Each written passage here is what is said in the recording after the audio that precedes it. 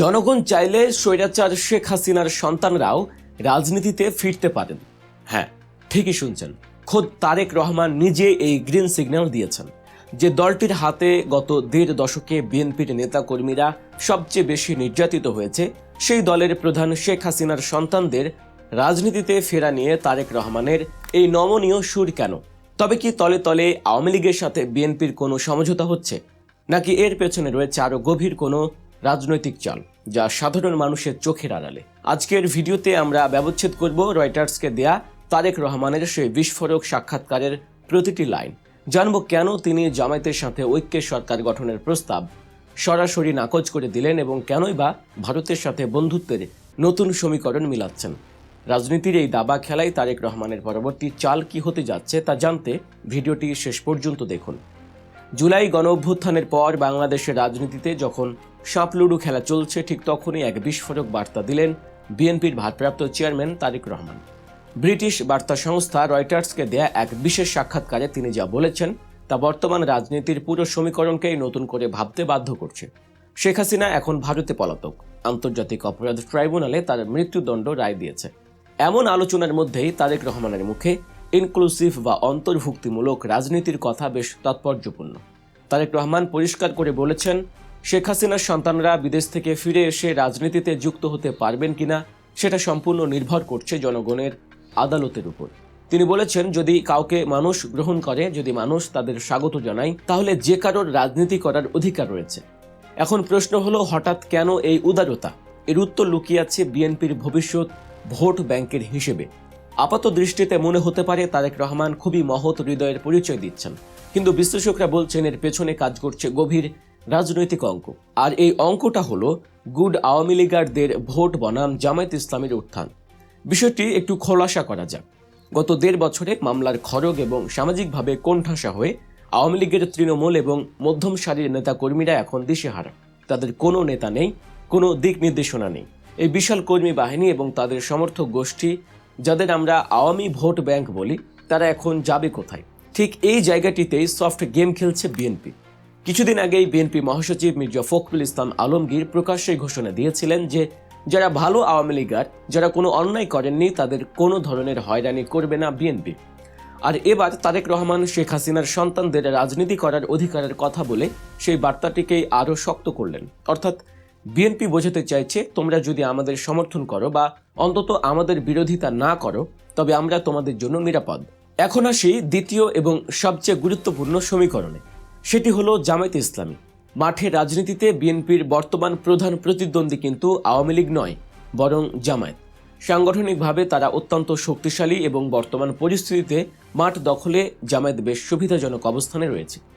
বিভিন্ন জরিপ বলছে, আওয়ামী লীগের সেই ঐতিহ্যবাহী ভোটাররা যারা ধর্মনিরপেক্ষতায় বিশ্বাসী বা জামায়াতকে পছন্দ করেন না, তারা জামায়াতের এই উত্থান ঠেকাতে মন্দের ভালো হিসেবে বিএনপিকে বেছে নিতে পারে।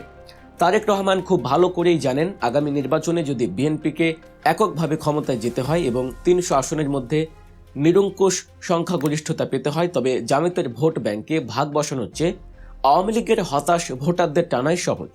আর তাই তিনি নিজেকে একজন প্রতিশোধ পরায়ণ নেতার বদলে একজন গণতান্ত্রিক স্টেটম্যান বা রাষ্ট্রনায়ক হিসেবে উপস্থাপন করছেন। তিনি বার্তা দিচ্ছেন, বিএনপি ক্ষমতায় এলে কোনো ম্যাসাকার হবে না, বরং আইনের শাসন প্রতিষ্ঠিত হবে। এই কৌশলের অংশ হিসেবে তারেক রহমান জামায়াতে ইসলামীর জাতীয় ঐক্যের সরকার গঠনের প্রস্তাব সরাসরি রিজেক্ট করে দিয়েছে। তার যুক্তি অত্যন্ত ধারালো। তিনি বলছেন, আমাদের রাজনৈতিক প্রতিপক্ষের সঙ্গে কিভাবে আমি সরকার গঠন করি, তাহলে বিরোধী দল কে হবে? এই একটি কথার মাধ্যমে তিনি দুটি বার্তা দিয়েছেন।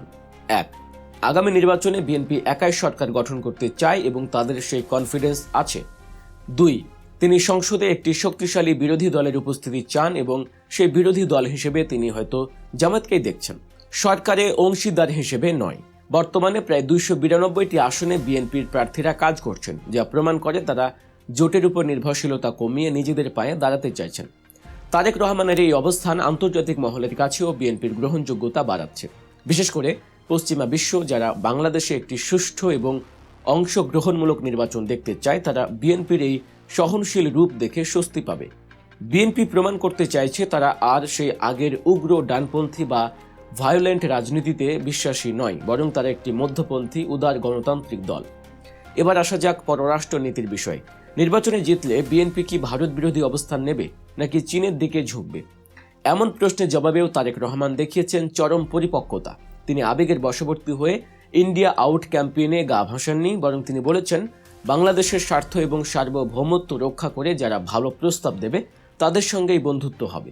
তিনি জোর দিয়েছেন অর্থনীতির উপর, বলেছেন 17.5 কোটি মানুষের ভাগ্য উন্নয়নে, কর্মসংস্থান তৈরিতে এবং ব্যবসায়িক প্রবৃদ্ধিতে যাদের সহায়তা পাওয়া যাবে তাদের সাথে সম্পর্ক গড়বে বিএনপি। সেটা ভারত হতে পারে, চীন হতে পারে কিংবা আমেরিকা। অর্থাৎ তিনি নির্দিষ্ট কোনো দেশের দিকে অন্ধভাবে ঝুঁকে পড়ার নীতি থেকে সরে এসে সবার সাথে বন্ধুত্ব, কারো সাথে শত্রুতা নয়, এই নীতির আধুনিক সংস্করণ সামনে এনেছেন। এখানে আরেকটি বিষয় স্পষ্ট, তারেক রহমান এখন আর শুধু ক্ষমতার পালাবদল চাইছেন না, তিনি তরুণ প্রজন্মকে টার্গেট করছেন। তিনি জানেন আগামী দিনে রাজনীতিতে টিকে থাকতে হলে জেনজি বা তরুণ ভোটারদের মন জয় করতে হবে। আর তাই তিনি বারবার কর্মসংস্থান, নতুন চাকুরি এবং ব্যবসা বাণিজ্য প্রসারের কথা বলছেন। তিনি স্বপ্ন দেখাচ্ছেন বিএনপি ক্ষমতায় এলে তরুণদের বেকার থাকতে হবে না, মানুষ উন্নত জীবন পাবে। সব মিলিয়ে রয়টার্সকে দেয়া এই সাক্ষাৎকার এবং সাম্প্রতিক রাজনৈতিক পদক্ষেপগুলো বিশ্লেষণ করলে বোঝা যায় বিএনপি অনেক বেশি কৌশলী। শেখ হাসিনার সন্তানদের রাজনীতিতে ফেরার বিষয়টি নিয়ে তারেক রহমানের ইতিবাচক মন্তব্য আসলে আওয়ামী লীগের সাধারণ সমর্থকদের আশ্বস্ত করার একটি ট্রাম্প কার্ড, যাতে তারা নির্বাচনে জামায়াতের দিকে না ঝুঁকে বা নির্বাচন বর্জন না করে বিএনপির বাক্সে ভোট দেয়। 2026 সালের নির্বাচনের মাঠ এখন পর্যন্ত বিএনপির অনুকূলেই মনে হচ্ছে, তবে রাজনীতিতে শেষ কথা বলে কিছু নেই। জামায়াতের মাঠ দখলের তৎপরতা এবং তাদের নীরব ভোট ব্যাংক শেষ মুহূর্তে কি চমক দেখায় সেটাই এখন দেখার বিষয়। তবে এটুকু নিশ্চিত, তারেক রহমান এখন যে চালগুলো চালছেন তা যদি সফল হয় তবে বাংলাদেশের রাজনীতির ইতিহাসে তা একটি মাস্টার স্ট্রোক হয়ে থাকবে। আপনারা কি মনে করেন, তারেক রহমানের এই ইনক্লুসিভ রাজনীতি কি বিএনপিকে ক্ষমতায় আনতে পারবে নাকি আওয়ামী লীগের ভোটাররা শেষ পর্যন্ত অন্য কোনো পথ বেছে নেবে? আপনাদের মূল্যবান মতামত কমেন্ট বক্সে আমাদের জানান। আজকের মতো এখানেই। ভিডিওটি ভালো লাগলে লাইক দিন, বন্ধুদের সাথে শেয়ার করুন। আর রাজনীতির এমন সব এক্সক্লুসিভ খবর এবং বিশ্লেষণধর্মী ভিডিও মিস করতে না চাইলে গল্প নিউজ সাবস্ক্রাইব করতে ভুলবেন না। দেখা হবে পরের ভিডিওতে, ততক্ষণ পর্যন্ত ভালো থাকুন, সজাগ থাকুন। আল্লাহ হাফেজ।